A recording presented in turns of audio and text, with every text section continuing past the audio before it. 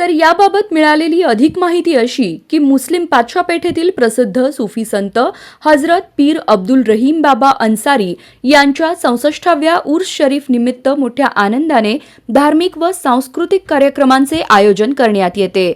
काल रोजी संदल विधी ही रात्री 8 वाजता बाबांच्या दरगास्थळापासून संदलची वाजत गाजत शोभायात्रा काढण्यात आली होती।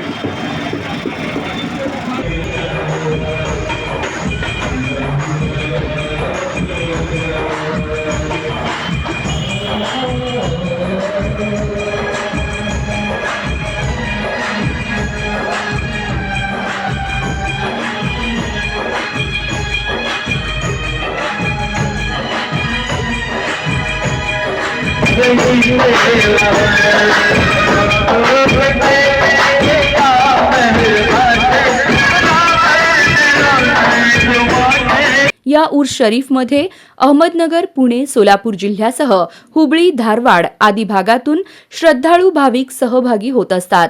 हा उरूस यशस्वी होण्यासाठी हजरत पीर अब्दुल रहीम बाबा अन्सारी दरगाह विश्वस्त समितीचे अध्यक्ष मुदस्सर शरफुद्दीन शेख आणि त्यांचे सहकारी मोठे परिश्रम घेत आहेत।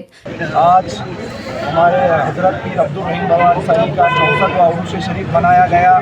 मैं आने वाले दिनों में हमारे उरूस ऐसे ही मनाते जाएंगे और हमारे पीछे इंशाअल्लाह नजीब शेख ऐसे जितने भी हमारे भाई लोग का साथ है, ऐसा अगर साथ देते रहेंगे तो इंशाअल्लाह हर बारी उरूस ऐसे आगे होता रहेगा। और साथ ही साथ अभी हमारे खासदार परिणीति शिंदे भी आए दरगाह पर, आज उनकी हाजिरी हुई। इंशाअल्लाह ऐसे ही उनकी हाजिरी हर साल होते रहेंगे और हमारे दरगाह के कुछ भी काम रहेंगे तो इंशाअल्लाह वो भी करके दिए। हमारी एक उनसी रिक्वेस्ट है। और साथ ही साथ आए हुए हमारे सभी पूना, हुबली, धारवाड़ से सभी लोगों का मैं तहे दिल से शुक्रिया अदा करता हूँ। मुस्लिम बादशाहपेठ में जो अब्दुल रहीम बाबा अन्सारी रहमतुल्लाह अलैह का 64वां उरूस शरीफ के मौके पर यहाँ पर जो है हमारे मेहमान खुसूसी बोल के हमारे लोकप्रिय खासदार परिणीति शिंदे, वो हमारे दोस्त व अहबाब नजीब शेख आए थे।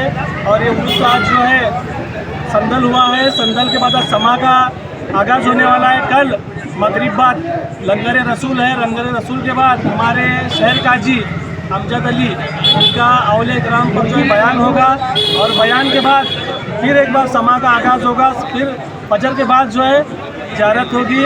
इसके बाद हमारे इतने दिन पूरे 4 दिन का एहतमाम ख़त्म होगा।